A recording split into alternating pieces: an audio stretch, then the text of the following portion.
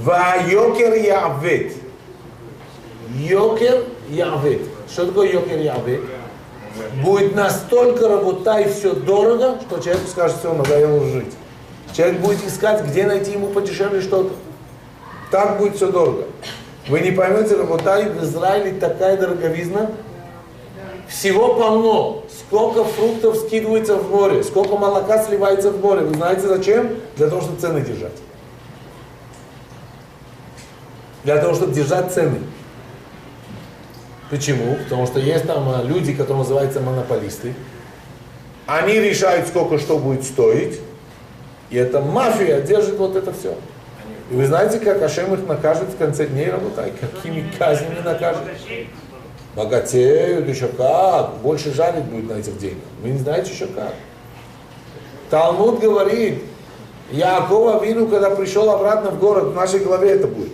Он пришел в один город, написано «Ваихан эт пней аир». Он осветил своим приходом город. Как он осветил? Потому что он сделал. Одно, он то, что сделал, он открыл супермаркеты. Что вы скажете, о, Яаков бизнесом занялся. Знаете, что Мидраш продолжает и говорит? Лимкор ле анашим беззоль. Он открыл супермаркеты, чтобы продавать подешевле людям.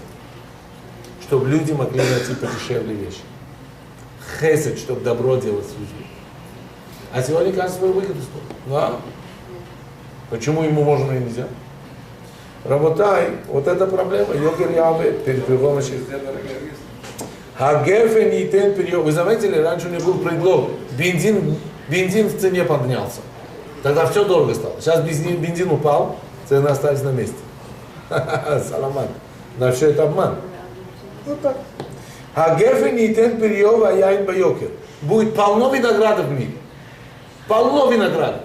Но вино будет дорогое. Сколько в среднем бутылка вина стоит? Хорошего вина, работает.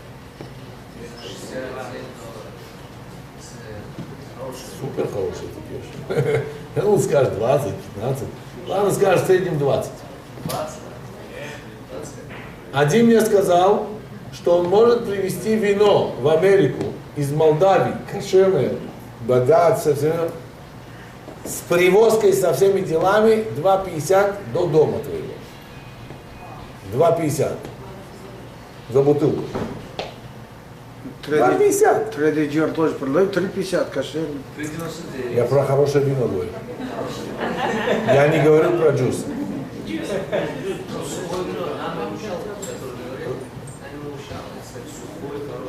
Окей. Я вам честно скажу, работай, я не знаю, откуда эти цены летают, вздутые цены. Наверное, назвали inflation, от слова вздутые цены. Все это тайкуним делают. Неевха кола малхут ла минут. Мясо еще хуже, чем это. Кошерное мясо, он говорит. Еще хуже, чем это. Там 400 грамм, 13-18 долларов. Вот. Откуда это все? Сказать вам? Это все зависит, сколько инстанций это проходит. Каждая инстанция должна заработать. Каждая инстанция зарабатывает. Проблема, что делать? И это мицва. Если кто-то может сделать работай дешевле людям помочь, это мицва. Малхут тиафех ле минут. Еще один знак перед приходом Машиаха. У вас есть еще немного времени, чтобы мы закончили или нет? Государственные чины будут полными миним, полными еретиками, неверующими. Мы это видим, работаем. Кнессет нас из чего состоит? Из еретиков, из арабов и несколько религиозных паразитов, как они их называют, которые в армии не ходят, которые на пособии живут. А то, что они арабам за каждого террориста 12 тысяч шекелей платят из-за того, что он в тюрьме, велфер для их семей, которые размножаются как вши, никто не разговаривает по этому. Самое бедное место в Израиле и в мире может быть, работай, вы знаете, где это? В Израиле, в европейских странах, так скажем, это в Бней-Браке. Люди живут дважды, трижды под чертой бедности. Я вам расскажу один рассказ. Был один богач, который приехал в Израиль, переехал жить в Израиле, продолжал там делать бизнес оттуда. И он начал заниматься Торой. И он узнал, что его учитель... Можно это потушить, потому что... Он узнал, что его учитель, с кем он занимается Торой, что у них на 3 трапезы шаббат только туна. Туна! Без майонеза. 3 трапезы в шаббат. И холодная вода из-под крана с хлором. Он это узнал. Он сказал магазинщику, где он покупает вещи, скажи ему, что он имеет право здесь брать, что ты ему бесплатно отдаешь на 200-300 шекелей, чтобы он на шаббат имел нормальную трапезу, хотя бы на шаббат. У него много детей, что ты даешь ему бесплатно. Не переживай, пусть отдает, давай ему. Я тебе буду все платить, он сказал ему. Только секретно, чтобы никто не знал. Никто не знал. Смотрите, как он хесед ему делал, работай. И Бог Хашем, кусочек мяса в доме появился. Кусочек курицы, я извиняюсь. Не мясо, курица. И прошло много лет. Этот богач упал в своем бизнесе и не смог больше выплачивать вовремя. И когда тот пришел покупать, как обычно, сказал, слушай, я тебе не могу. И он рассказал ему, что столько лет этот богач его кормил. Его хаврута, с кем он учился Тору. Он к нему пришел, и тот богач сказал, я заплачу, отдай ему, все равно давай. Он пришел и сказал, я не хочу брать у тебя. Он сказал, я хочу давать. Он сказал, тебе самому не хватает. Он говорит, нет, я хочу давать. Пошли к Рав Каневскому. Этот хочет давать, у него самого не хватает самому. А этот не хочет брать, потому что у него не хватает. Представляете, работай. Пришли к Рав Каневскому разбираться вопрос. Что делать в этом случае? Кого слушаемся по закону? Слушаемся того, кто хочет давать, и слушаемся того, кто не хочет брать. Вопрос по Торе. Рав Каневский услышал этот рассказ, работай, он стал плакать. Он сказал, Барух Хашем, что есть такие люди на земле. Этот хочет дать, а этот не хочет брать. Он заплакал, работай. И потом он ответил, что он должен послушаться его и взять, потому что он хочет дать ему opportunity to make chesed. Дать ему возможность сделать добро. Chesed.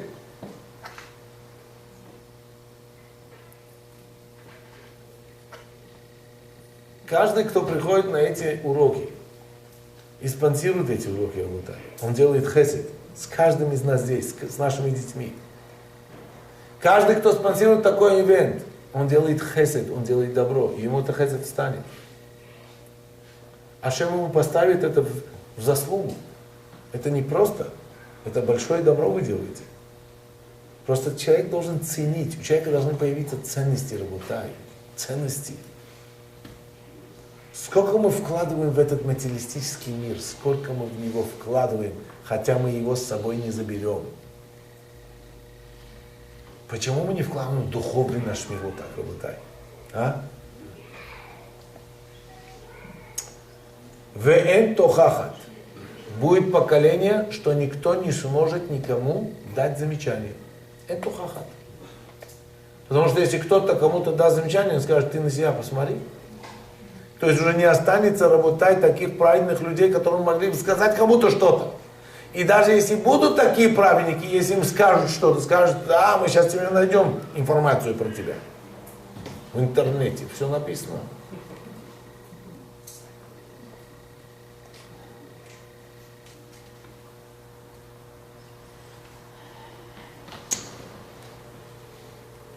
Что делать? Что будет с народом Израиля при приходе Машиаха? Мы должны будем пройти эту тяжелую войну. Как мы ее пройдем? Что случится с нами? Что случится с нашими детьми и родственниками, работай? Мы находимся в Галуте, мы не находимся в своей стране. Мы находимся на чужой стране.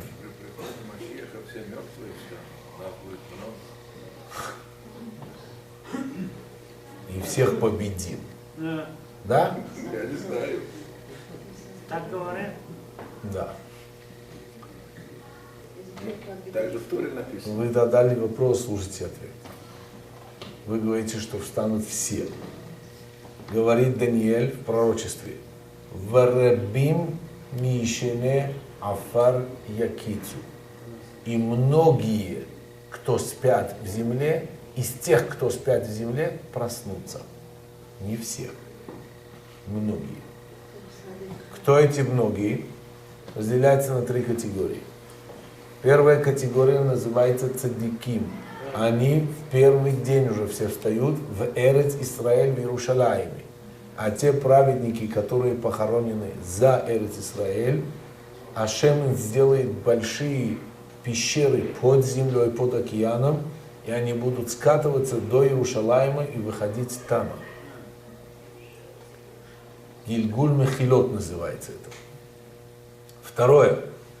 Вторая группа называется Бенуниим, средний класс. Кто такие Бенуним? Это человек праведный. Не это. Я сейчас объясню, вы сейчас сразу поймете, сразу пальцы вниз поставите. Я вам скажу, что это такое Бенуни. Бенуни это человек праведный полностью, но иногда по ошибке вышло, как-то он не хотел, но стало.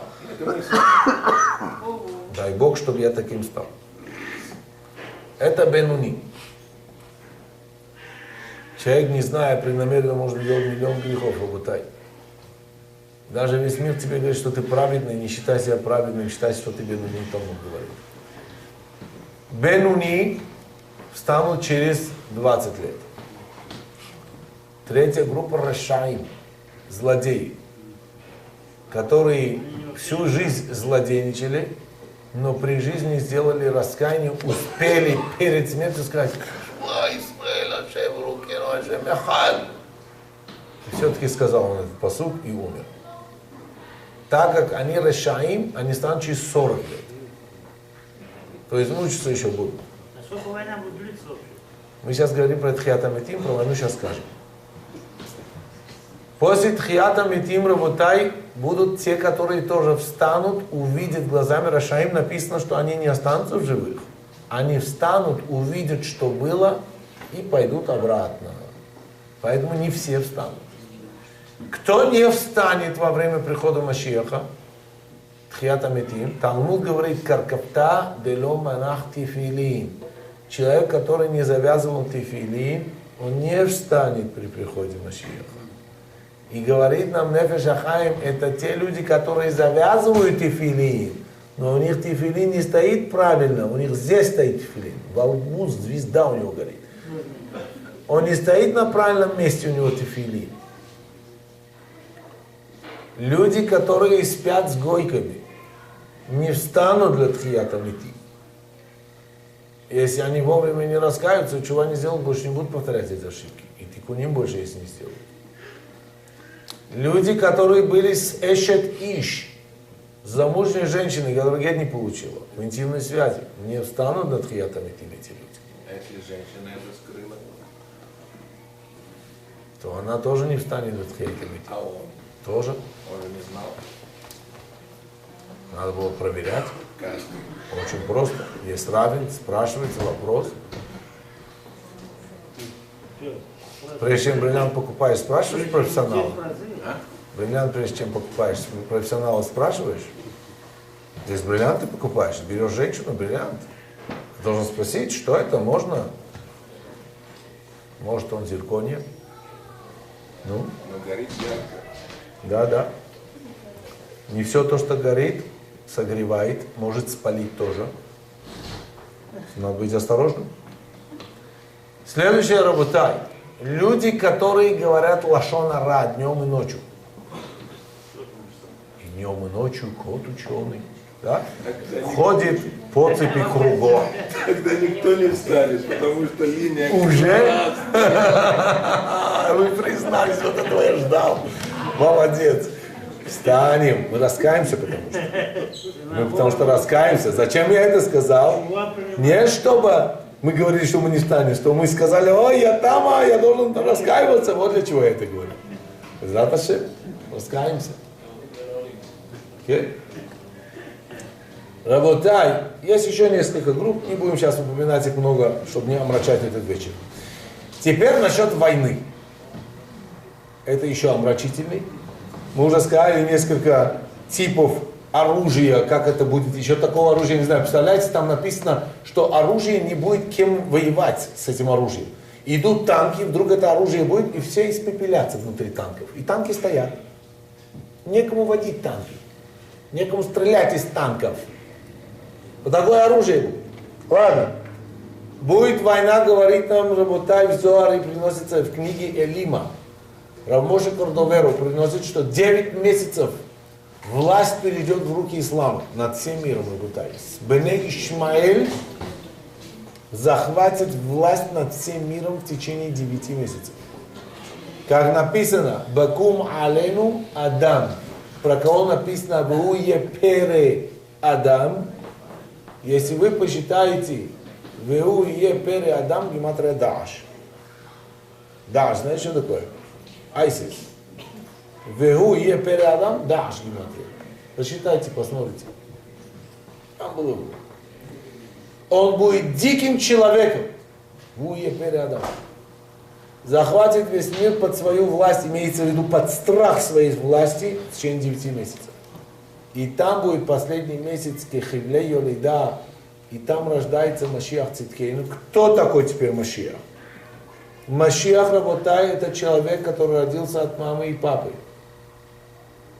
По преданию он из семя Давида. То есть поколение,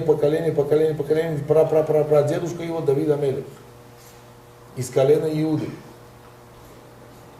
Это человек праведный, праведников. Самый праведный. Который в мудрости превзойдет своего праотца Шломо. И в пророчестве он сравнится ближе к Моше. В мудрости больше, чем царь Шломо. Про Шломо написано «Ваихкам Микола Адам». И он стал мудрым больше, чем Адам Ришон, Шломо Амелех. Он превзойдет Шломо, а в пророчестве он будет ближе как Моше, не больше, чем Моше, ближе как Моше. И человек, который работает дуновением уст, сможет уничтожить врага, злодея. Кто-то придет к нему и скажет: царь Машиах, здесь есть один народ, который хочет пройти против народа Израиля. Он скажет: Шимам Зихран. Все, стерлись с лица земли. Дуновением уст. Беруах Сефатав Ямит Раша написано. Дуновением уст. Руах Сефатав. Человек, который будет только по запаху судить. Лон мишма, лон мар'э нам ишпот, лон мишма узна ишпот написано. Не по виду глаза и не по слуху то, что он будет слышать от свидетелей. По запаху человека он будет определять, кто он. Вся информация его. Представляешь, только прошел? Все ясно с вами, товарищи. И с вами тоже. Вы знаете, что это такое? Вот сила этого человека. И говорит Хатам Софер, он не будет знать до 80 лет сам, кто он. Он будет большой праведник. И 80 лет, как первому освободителю, Бог открылся после многих испытаний. Моше Рабейну прошел много испытаний, прежде чем стать предводителем народа Израиля. Вы хотите узнать, какое последнее испытание было у Моше? Скажите. Работай. Вы скажете, вот это испытание Бог его испытывает? Моше 80 лет пасет овец своего тестя, Ятро. И вдруг одна овечка, козленок один, забегает на скалу. Мидраш говорит. И он гонится за ним. Скажи, все, упал, разбился, зажали волки. Нет, он гонится за ним. Гезель, нельзя. Это имущество чье-то. Ты взял обязанность охранять что-то имущество. Ты должен быть нейман, ты должен быть доверенное лицо на это. Тебя поставили над чем-то доверенным лицом. Неси свою службу правильно. Будь ответственным. Он бежит за этим барашкой. И что он увидит далеко-далеко в горе, оказывается, есть ручеек. И барашка начинает пить. Он говорит: ай, бедняжка, ты, оказывается, был это. Ты жаждал, оказывается, ты хотел так пить воду. Напоил его своих рук. Теперь надо спускаться. Спускаться-то легче. Моше берет этого барашку на себя, ставит на себя, работай, и несет вниз. И в это время Ашем говорит про себя: Моше, Моше, ты так переживаешь за чужих баранов, ты будешь моих овец пасти. Ты будешь по ним пастухом, мой народ ты будешь пасти. Ты так переживаешь за чужих баранов. Работай, вот это тест. И это испытание Моше было. И тут же Ашем показывает ему в горящем кусте: «Ваясар Моше лирот». И Моше повернулся и увидел этот куст. И Ашем ему говорит: Моше, Моше, сними свою обувь. Земля, на которой ты стоишь, она святая. Почему, говорите, Моше, сними обувь? Потому что Моше был Гильгуль Хевеля. Хевель подрался со своим братом. Вы помните, из-за чего у них спор был? Хевель, он пас овец, и Моше тоже пасет овец. А Каин, он занимался земледелием. Что они поспорили. Каин сказал Хевелю: ты должен мне платить за фрукты и овощи, то, что ты кушаешь у меня. И за траву, которую твои бараны кушают. Хевель сказал: тогда сними одежду, то, что на тебе, кожаную. Красивые кожанки у них были. Шубы. Сказал ему Каин: прах беавир. Лети по воздуху, не ходи по моей земле. Значит, могли летать, если так он сказал. Не ступай на земле, он сказал, моя земля. И как земля приняла крови Хевеля, Ашем сказал: не имеешь права ходить босиком теперь на земле. Земля проклята.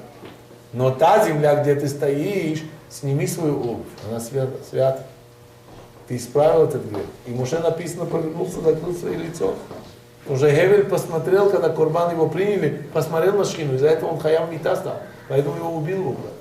А Моше написано: «Ясте Моше пана». Моше скрыл свой лик. И Моше освобождает народ Израиля, работай, 80 лет. И так цадик Машиах, говорит Хатам Софер, не будет знать об этом до 80 лет. В 80 лет его осенит дух Машиаха, как пишет Ария Кадош в книге Армама Шекель Кесет. Ария Кадош приносит, ученик Рабену Хаим Виталь, ученик Аризаль приносит, что дух Машиаха будет дух Адама, Моше и Машиаха и Давида вместе. В одном теле человека. Это дух у него придет из Ганедана и поселится в нем, и он начнет освобождать народ свой. И рацион, чтобы мы удостоились увидеть это, работай. Талмуд пишет, сказал один из мудрецов: «Ейте вело ахмене». Пусть придет он, но я не хочу видеть эти дни, когда он придет. Потому что эти дни будут настолько тяжкие для народа Израиля, настолько больно будет народу Израиля, что «Ваталь шаватам элай руким» они будут кричать и стонать народу Израиля Ашем. Кричать и стонать можно тоже без боли. Не надо ждать боли, естественно. Можно кричать и стонать Богу каждую ночь шабута и просить освобождения. Шхина с тех пор, как разрушился храм, находится в Галуте. И Шхина не находит себе места в вместилище. С какого дома Шхина уходит, работай? В том доме, где не соблюдаются законы семейной чистоты, в том доме, где не соблюдаются законы еврейской скромности, Шхина покидает этот дом. Как Шхина покинет этот дом? Нечистая сила поселяется в этом доме. А нечистая сила — это весь пакетч. Как сегодня тебе интернет с пакетчем дают, это вся нечистая сила в пакетче. Что? Болезни, страдания, проблема с парноса, проблема с спокойствием, как говорится, эмоциональное спокойствие, психическое спокойствие. Это пакетч ситрахра называется. Потому что шхины нету. А когда шхина есть, что есть дома? Здоровье, счастье, любовь, уважение, взаимопонимание. Все это есть само по себе. Когда шхина дома. И, кстати, хранительницы шхины дома — это женщины. Опять все женщины. Это на одном уроке такое выражение было. Не опять все женщины, а именно женщины, хранительницы очага шхины дома. Они потому что помогают мужчинам учиться Тору. На меня посылает их. Да? Работай, работай. Что нам делать, чтобы освободиться от этих проблем в дни прихода Машиаха? Другой сказал, я хочу, чтобы Машиах пришел, и дай Бог, чтобы я удостоился сидеть в тени навоза его осла. Ну, это выражение так сказано, что даже такое униженное положение, около навоза его осла, даже такое униженное, лишь бы он пришел уже, лишь бы он пришел. 1600 лет назад они говорят это. Что нам делать, Работай? Во-первых, раскаяние мы уже сказали, вкратце и потом будем говорить об этом. Второе, Работай, Талмуд говорит, есть две вещи, которые если человек делает, он избавится от страданий прихода Машиаха. То есть он будет жить, и эти страдания его не коснутся, обойдут его стороной. Что это? Я асок бе Тора убигмилут хасадим. Человек пусть занимается Торой, не учится Тору, а занимается как бизнес Тора. Как бизнесом человек занимается. Он вкладывает $1. Он хочет, чтобы 10 получил. Правильно? Он крутит и ветит там, тут. Так вот так Торой заниматься должен человек. Я асок, эсек, я асок бе Тора убигмилут хасадим. И делать добро гемилут хасадим. Что такое работать добро? Скажите мне, кто может вообще постигнуть столько добра, организовать такой урок? Кто может постигнуть это добро? И это вся честь этих организаторов, которые организовали этот урок. Кто может постигнуть это добро, работай, взять кого-то, своего друга, свою подругу и привести на урок, где, может быть, ее душа или его душа проснется и скажет «Шма Исраэль, Ашем Элокену, Ашем Эхад», и вся его семья пойдет по его стопам и станет религиозным. Зоар говорит, если бы человек только знал сахар, награду за то, что человек вернул потерявшегося сына или дочь Бога. Царь говорит, мой сын потерялся, кто найдет, полцарства ему отдаю. И человек пошел и привел этого сына из леса дремучего, одел его, обул его, накормил, напоил, привел его к царю, сказал, вот твой сын, он пришел к тебе обратно. Скажите, ему будет предел его награды? Будет осознание и предел его награды работать этому человеку. Сколько таких сегодня затерявшихся людей среди нас? И мы знаем сколько. Среди родственников наших, среди друзей, подруг, мы знаем. Почему их не приводят? За свой счет. Потрать 50, 30, 100 долларов потрать. Душу купил ты его. Ты купил его душу, он присоединился к Богу. Однажды я на уроке сказал, Работай, за 50 центов человек может полностью ввести человека в святость. Один диск. Мы выпускаем диски, вы слышали уже, мега-диски эти. В каждом диске по 24-25 лекций. Более 30 часов Торы. Люди слушают в машине, здесь далекие, едет, слушает в машине. Что-то в него проникнет, я к нему в сердце могу не проникнуть. А вот этот диск проникнет, пробьет к нему в сердце. Что-то пройдет, вы не знаете, как люди меняются из-за этого. Возьми, отдай ему. Сделай, спонсируй, отдай. Это называется «Я особо Тора». Он увеличивает Тору, называется. Он увеличивает больше и больше. Этот урок поставить сегодня уже обещали поставить куда-то. Завтра я поставлю на YouTube. Альберт Хаимов, все будут смотреть. Да. И сразу возьмите этот урок как и его? завтрашний. Возьмите этот линк, пошлите по email. Кто-то клюнет на это, кто-то. Один человек. Уже что-то сделал для Ашема. Уже помог. Почему у нас душа не горит вот так, работай кому-то помочь? Это гемилут хасадим, вы делаете добро кого-то.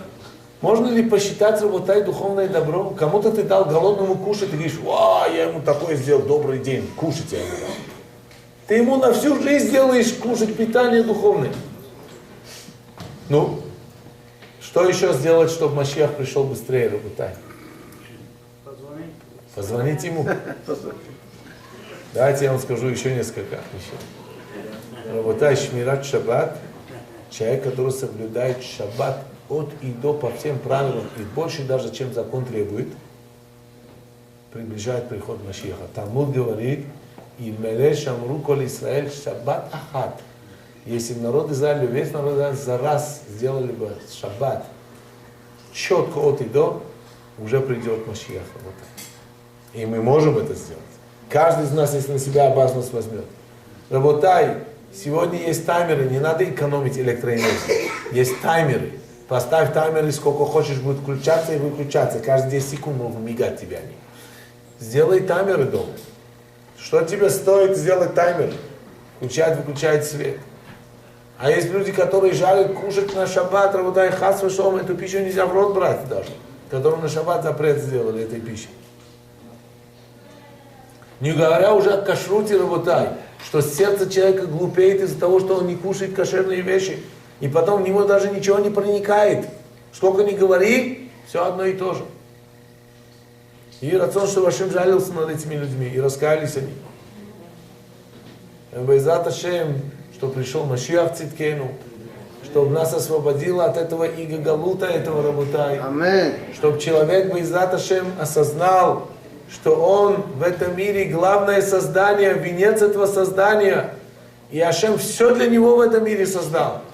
Только он этот мир напортил своими делами нехорошими. Теперь надо ему исправить эти деяния Байзат Ашем и поставить этот мир на правильный тикун, на правильный, как говорится, на правильные рельсы, чтобы правильно привести к освобождению и приходу Машиаха, отстроению храма. Теперь, у кого есть вопросы, можете задаться. Да, я слушаю. Да. Аллаха говорит, на шаббат вот вы едете, пригласи душу спаси. Знаете, он уедет назад, как это? В этом случае предложить ему спать. Почему? Некоторые могут спать, Не могут спать? А ты вот его уговори. Уговори.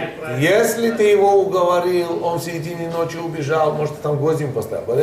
Я шучу. Если ты его уговорил, он сам пошел сделать, не в твоих руках. Не переставай приглашать, что один день он поймет твою ошибку. Но на шаббат, говорит, на шаббат приезжай ко мне, это запрещается. Нет, ты знаешь, что он... До шаббата, ты говоришь ему, до шаббата придешь. Он пришел до шаббата, но потом он решил, что он не хочет оставаться в шаббат, и ты его заставляешь остаться, но он убегает, это уже не твое, не твое дело. Не твой фон. Не имеет значения, ты имеешь право пригласить. Твой вопрос сейчас какой? Имеешь ли право пригласить или нет? Да, знаешь, он... Закон говорит, ты имеешь право его пригласить до шаббата, и он придет до шаббата, а потом ты хочешь его заставить, и ты его заставляешь, он не хочет, это уже не твое решение. А если Ты после будешь. шаббата на максимум, там, на полчаса? Это тоже мицва. Тоже мицва, работай. Работай, почему кому-то не пойти, кому-то посидеть, поговорить о духовном, хотя бы несколько минут в день, да, позвонить, поговорить о чем-то, взять что-нибудь, какую-то линию красивую из мудрецов и сделать такую искру в течение дня. Ну почему не сделать это? А вот сплетни поговорим. А? По полчаса. Ай-яй-яй. Следующий вопрос.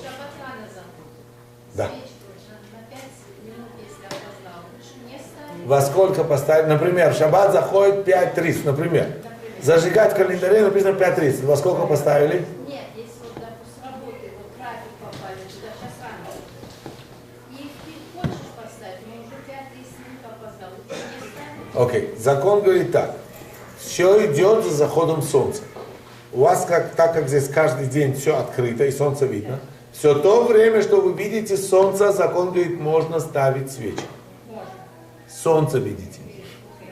Можно ставить. Но как солнце зашло, даже если лучи видны с горизонта, но солнца нет, шаббат уже зашел, уже ничего не трогается.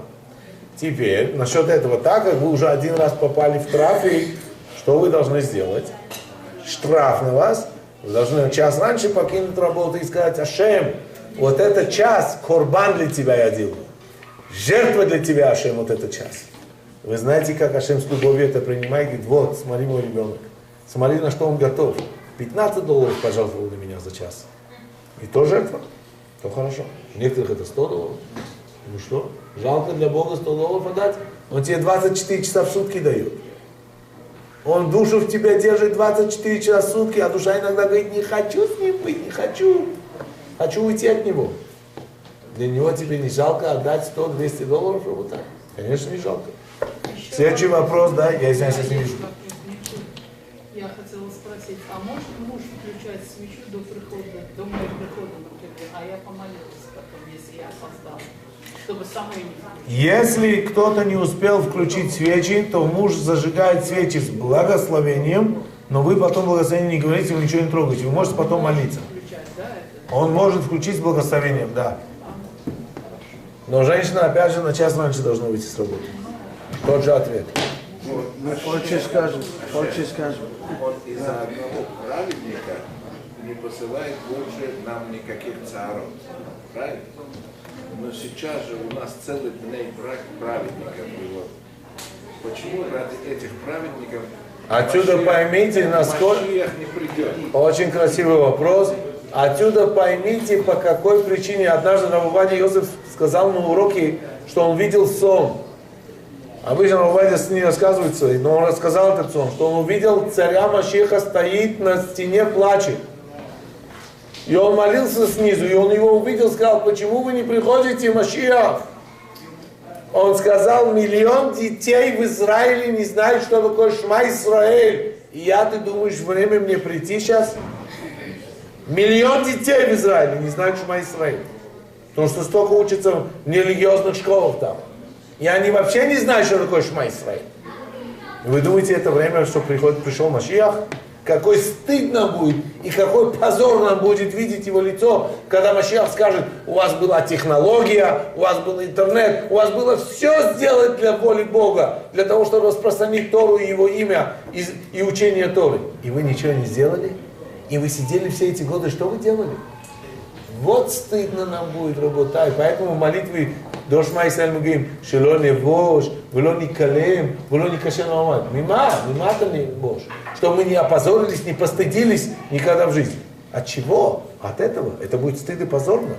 Потому что мы не знали и делали. Мы знали и не делали это. Поэтому мы должны это осознать, работать. Мы должны это осознать. Причина, чаша весов обвинения полностью перевешена на другой стороне. Полностью. Надо столько зхует, столько мицвот делать работай, чтобы чашу весов оправдания перевесить. Вот потом это все перестанет. Как вы увидели, что террористические акты перестали, знайте, что чаша весов оправдания перевесилась. Сейчас мы видим, что это не останавливается. Уже 3 месяца после Рош ха-Шана и Йом-Кипура. 3 месяца после Рош ха-Шана еще не остановилось это. Чаша весов перевешена, потому что от грехов. И каждый из нас туда контрибьютирует. Каждый из нас что-то ставит туда каждый раз. На чашу весов это. Да, Вы вопрос. сказали, что Йосеф делал лашон ара против своих братьев. Но это начало исхода. Бог сделал так, что братья придут в Египет, и Он им поможет. Очень красивый вопрос. Вообще это было пророчество Авраама. Аврааму Ашем сказал, «Гер ездараха бересалам, ваду вейну там 400 шана». Пришельцами будут твои сыновья в земле чужой, и будут их порабощать и мучить там 400 лет. Сколько лет мы там были? Да, мы были 210. Потому что это началось с Дар-Аха, твое семя. Кто было семя Авраама? Кибе Ицхак и Кареля Хазара. Кто был семенем? Ицхак. С рождения Ицхака это пророчество началось. Где был Ицхак? Когда-нибудь в Египет спускался ли Ицхак? Нет. Значит, мы могли египетский галут проходить вне Египта. Доказательство, что Ицхак, что 90 лет прошел вне Египта, этот галут. С Ицхака началось это все. Значит, мы могли просидеть вне галута 399 лет и потом на 1 год зайти в Египет. Могли. Но как это все обернулось? Обернулось, что мы должны были пройти 210 лет. И Талмуд говорит, из-за чего? Из-за этих слов. То, что Йосеф приходил, говорил, и они его забрали, сказали, давайте запросим его собакам, чтобы собаки его сожрали, потом его в яму бросили, где змеи и скорпионы были. Ну, отсюда что вы поняли?